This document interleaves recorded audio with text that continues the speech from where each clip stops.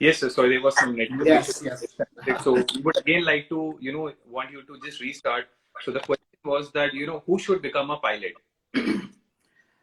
If you love the aircraft, if you have that passion to be in the cockpit, if you like the view of the cockpit and flying at 30,000 feet or 40,000 feet, that's the only reason that you should become a pilot. Not for the glamour of it, not for the the benefits that you're going to travel the world for free and you're going to get a good pay package. Those are the the side effects of being a pilot. But the main motivation, the main factor should be that you should have the passion to become a pilot. Yep, that's I think what I always suggest to the candidates. Yes, sir, definitely. Always people associate pilots with glamour, with good pay salary, Correct. and in fact, their families too. So that's what always people think about Correct. it. So, sir, as you know that the pandemic situation is there for quite some time, almost from 2 years, we are facing this issue. What tips you would like to give to the students who are, willing, aspiring to be a pilot in the future, or maybe who are in process of being a pilot? What tips you would like to give them during this time? It's an old saying, you prepare for the war at the time of peace. Definitely, aviation has been hit very badly with the COVID. I suppose one of the most badly affected industry because of the pandemic is aviation. Huge losses. And there are restrictions. People are not flying because the airlines are not flying because the governments have put restrictions on that. But whenever we see relaxations, we see airlines start flying at the full capacity and people traveling abroad. Yes, it is a difficult time, and it's especially difficult time for people who are planning to become a pilot and who have this want to pursue the career of being a pilot. For them to decide or not, my 2 cents, my suggestions: please go ahead, start preparing, do your trainings, get your licenses, get your certifications. The pandemic will go away. It's a matter of time. So whenever the pandemic is done, we are through with this ugly phase. The aviation is going to grow and it's going to be a blast and a boom in aviation, and everything will be back to normal. So go ahead, don't stop your dream, keep on doing, keep on taking a step towards your goal. You'll reach there ultimately. Very well said, sir, because I'm sure that the aspiring students would be quite helpful for them to have these tips from you, because you have been the master in this. It's been more than 14 years. You are helping students to become a pilot. So I'm sure this is going to help. So we have definitely, it's a difficult thing. It's a difficult and huge cost involved, and surely parents, families, a lot of apprehensions. Should we spend the money? Should we spend the time and effort? But go ahead, keep on doing it. Just keep on walking, keep on taking small steps every day. That's great, sir. So one of the viewer has a question that one aspect is commercial pilot, the other is armed forces, air forces. So do you also cater to those segments? And is the training same for both the divisions, which is a commercial pilot and the Air Force training? Well, not exactly. Not exactly. We, as from the commercial aviation industry, the trainings that me and my office conducts, we cannot directly get the candidates enroll into armed forces. But yes, time to time, Air Force, Indian Navy, Coast Guards, they come up for vacancies in the open market, and they require candidates with CPL holders, the commercial pilot license holders. There is always a catch to it. They sometimes require a bachelor's degree along with it, or an engineering degree along with it. But not as simple as that we can help you get a license and directly you can go to the armed forces. There's always a chance, and there's always a difference. If you are taken in the armed forces through a CPL, through a commercial pilot license, you can never fly a fighter jet, because the fighter jets pilots are always trained by the Air Forces themselves and not through the civilian section. Okay. So, sir, one thing more, so like as you told that the CPL is mandate even for being an Air Force pilot. So that is a mandate which is required for armed forces. That's what you mean, I think. Not exactly. The armed forces, see, the basic training is the similar. It Okay. is just the terminology. They don't get a CPL because the CPL stands for Commercial Pilot License. And people flying for the armed forces are not commercial pilots. They are pilots. They Okay. probably use the same similar type of aircraft, but they are not commercial pilots. So they have their own licenses and the terminology and certifications for them, but they do not hold a CPLs. Okay. Okay. So one of the viewers has a question that he is already a pilot and they want to get class one renewal. Could you also help in that? Oh yes, definitely, definitely. So that's a medical renewal. Yes, we can help you with the class one renewal. So I'm so sure this gentleman or the lady is having problem with getting a date with the class one, which has been very restricted due to the COVID. But definitely, if they contact us, we'll help them get a class one medical date. I'm sure that one connect is coming your way. They would be Yeah. needing your help. Thank you. So, a question of one of our viewers. He says that what is the basic eligibility criteria to become a pilot? Like many people in the country are very much clear about it. They know they have to take science, but I think there are a lot of things involved in it. So, if you just help with that. So basic, very basic 12th pass with physics and mathematics. Okay. That is the basic educational qualification. You need to be 12th pass. You need to have physics and mathematics at your 12th level. In case you have cleared your 12th standard, 12th class in humanities or commerce, so you can always go to an open board and clear the remaining, the missing subjects. You can clear those and pass them. And in the combination, you can start. You can join the training, and along with your education qualification, you also need to be medically fit as per the DGCA standards. So that is a civil aviation governing authority. So they have their own set of parameters for medical fitness, and you need to approach them, their set of doctors. And if they clear you, that is the eligibility. 12th pass and DGCA medical standards. Yes. So there's another question of a viewer. Is aeronautical engineering a good choice? See, it's a different thing. It's a different thing. Well, let me put it very simple. It's a very not a very correct way to give an example. But again, you have a driver and you have a mechanic, right? Right. So aeronautical engineer will make you a mechanic. You can repair an aircraft or design an aircraft, but that doesn't make you fly an aircraft. So what you're doing is you want to be in the seat of the cockpit. So that's a different thing altogether. You might do it, you might not do it. It is not related to becoming a pilot. Okay. It's just a part of, maintenance of aircraft and all those. That's part. Yes, that's a maintenance, and aeronautical engineering particularly is maintenance and more of an R&D, manufacturing. Okay, so we definitely need good experts here because we have to fly and we want, the plane should be in the perfect condition. That doesn't matter how good your driver is. You're not going to sit down and repair your own car. That's great. So these days, do we have cockpit test nowadays? That's a question of one of our viewers. Cockpit what? Test. Cockpit test. I need more probably clarification, more description on cockpit test. What exactly this dear means by cockpit test? Yes, you have a lot of tests regarding flying, especially when you join the airline.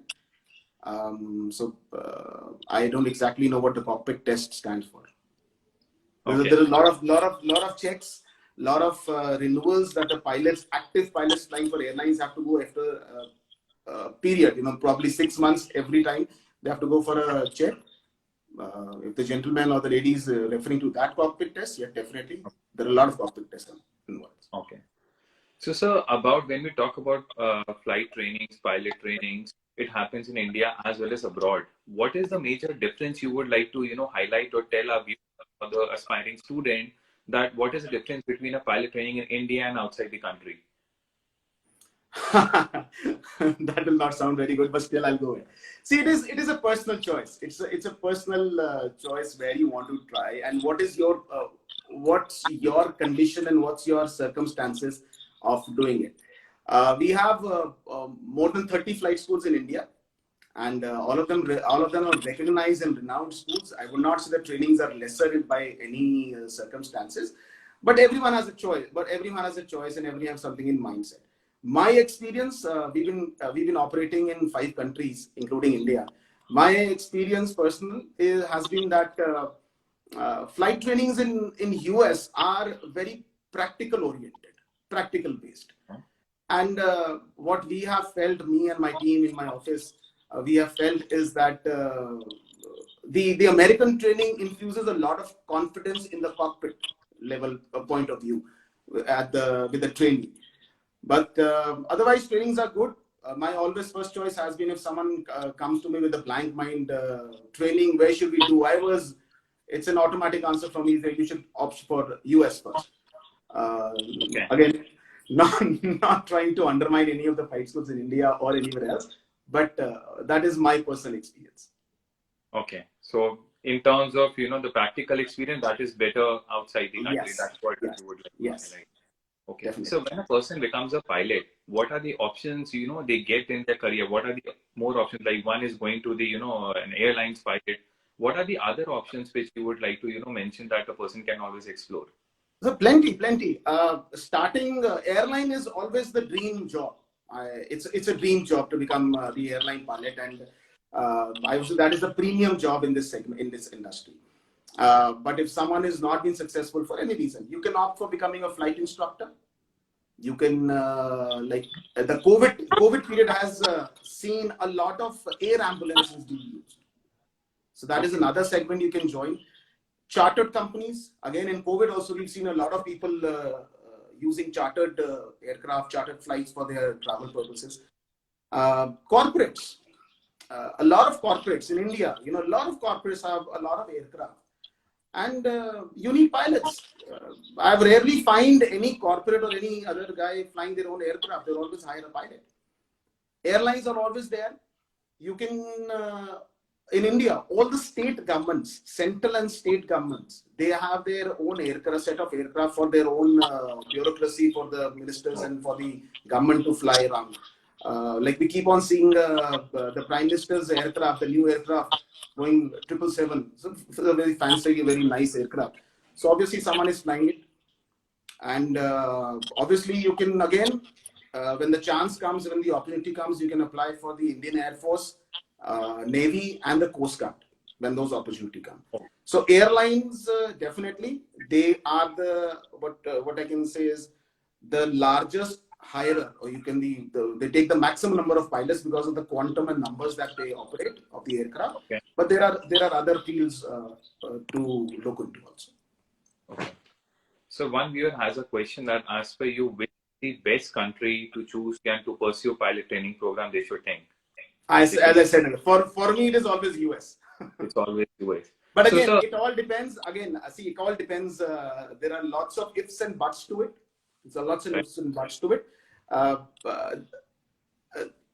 My experience says US, but again, I would like to sit with this person. You understand what situations, what ifs and buts can come into picture. Maybe India could be the best thing that this person could opt for. But it's a more of an individual issue, an individual decision that has to be. Okay. So like, as US is always been one of the countries we always hear from everyone when we talk about any profession. So as you are dealing in other countries like Canada, South Africa, New Zealand, so are these the upcoming countries for this particular industry, or they have been there, from the long, but the pickup was not that great in these countries? How would you like to tell about that?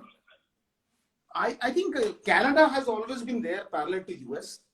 Okay. South Africa is something that is emerging, and New Zealand definitely emerging lately as coming up. And I would not leave this apart. India is a very emerging country. Like for the pilot training, the amount of work that has been happening, the progress that is happening, India is also coming up very good.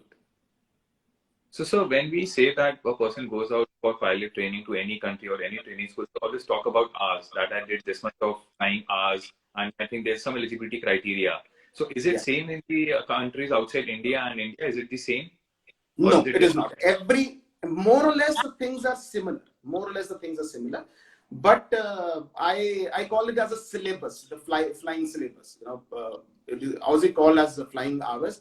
But every country has a different syllabus and different requirement. Not very different, but little bit different. But more or less 200 is the benchmark that every country looks for. The minimum criteria to issue out a license. And so what is the duration of this pilot training courses? Is it again same in India and same in other countries, or that also differs? No, unfortunately, in India, it takes very long. In India, it takes very Yes, long. we have our own set of problems. Weather is one of the big problem, and flight training, it is it's not an education. It's a professional training. So we do not have regular unit exams or half-yearly exams or final exam. So we cannot have a set timetable for that. That this is going to happen at this period. It is an individual performance-based program. Depending on which institute and which country you are training at, the training can be, you can complete the training in as low as in 6 months, or it can take you up to 3 years, again, depending which country and which institute you're training at. Okay. So we have a question from one of the viewers that if they're starting their pilot training from in one particular institute, and due to any reason they want to shift from that particular institute or country to some other, so do they start from the scratch, or does that? No. There is always whatever you have done, what you have already completed. Again, depending where you are moving to, what is the new location you're moving to, whatever you have completed will be taken in accountability. So you do not have to start from scratch. No. Okay. So जब भी pilot training की बात करते हैं, जैसे we always associate two words, glamour, traveling around the world, but जब कोई start करना या शुरू करता है कि pilot training है, तो एक आता है cost, budget, because this pilot training in itself is a costly affair. So what would you like to say about that? What's the generic budget maybe in India and outside India that is there, that this is the minimum threshold of amount you need to spend? Well, first of all, I don't think it is very overly costly. The thing is, because if you're finishing the entire training in 6 months or 1 year's time, and you're comparing an engineering for the same amount in 4 years, so I think it is not that expensive or costly. It's the package, or it's what entirely what you getting in that amount. Okay, on that question, being in India, sitting in India, I think, I'm sure the pilot training can start from 30 lakh rupees onwards, 30 lakh rupees onwards, and the cost can go up. Again, we have a range of 30 to 55 lakh rupees in India itself. Okay. And when you go out, US or Canada or South Africa, these prices keep changing out. But I would say if you want the CPL, if someone is considering to going outside India and not in India, they should look around 40 to 42 lakh rupees is what you're looking at, the cost. That's in India. That's outside India. In India, you can start at 30 lakh rupees. The minimum that you can do it in India is 30 lakh rupees. Is 30 lakh. So, yes. Sir, when we say minimum is 30, so like in our regular education, we have grad and postgrad. So like this also we have levels, and there we say that variation of pricing happens from 30 to 45, as we mentioned. See, every flight school has their own pricing. Okay. Every flight school has their own costing, or what you can say, the rates on the menu. So it differs. Like what I'm saying is what package what costing I told you, 30 lakhs to 54, 50, 55 lakh rupees is for the same 200 hours of flight. Okay. There might be a change of equipment, maybe the change of what aircraft you're flying. A little fancier and a newer aircraft will obviously cost you more. Okay. The training aircraft I'm talking about. Okay. But every flight school across the world, they have their own costing. As I always say, keep on saying, in US, there is a huge difference in prices in US also. And we don't say there is no approximation cost, because it's a huge difference in the prices in the US schools or the Canadian schools or the South African school or the New Zealand schools. Okay. So these days we have seen that you have been earlier also, we got to know that you have been promoting and talking about a particular pilot program these days. From past few weeks we have been. So would you like to highlight about that particular program you have been talking about?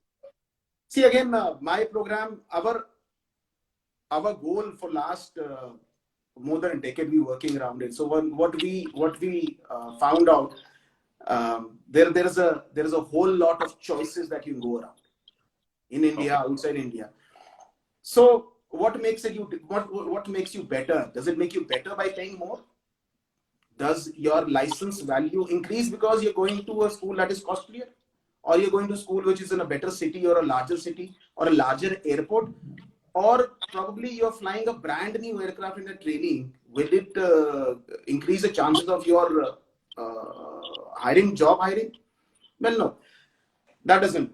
The license is a license, irrespective how much you pay for it, how much time you spent on it. Do you complete your training in 6 months, or you do it in 3 years? You're not a smarter, or you're not a dull pilot. No, it doesn't matter.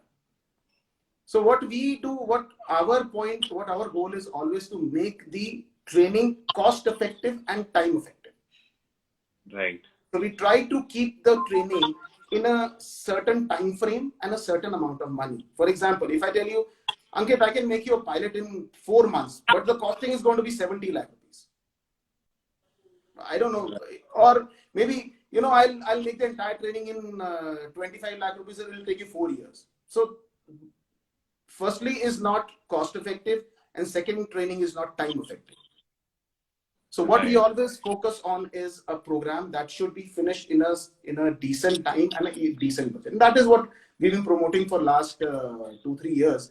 A program in USA, which you can finish in 9 to 10 months time, and in on a 42 lakh rupees, which is that will include your entire living costs and your boarding lodging, which we find it is quite effective program as per the current market scenario. Current scenario. Okay.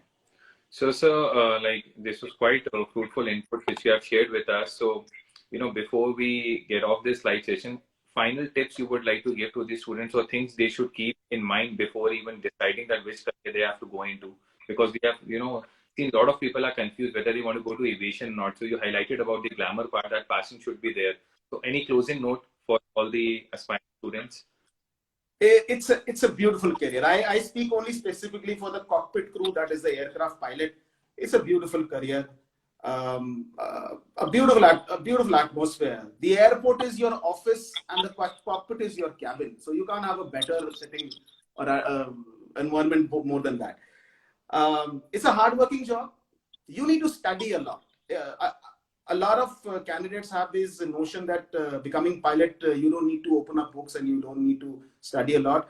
No. There's a lot of studying, and until the day you retire, as this one of the viewers had asked, what is a cockpit test?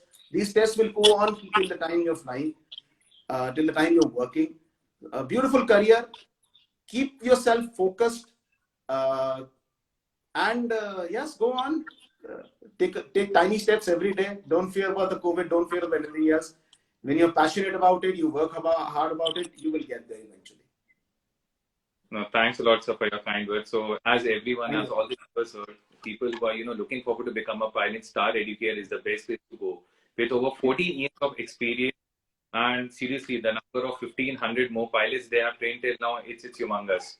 So for any pilot related training related things, you can always connect to Star Educare.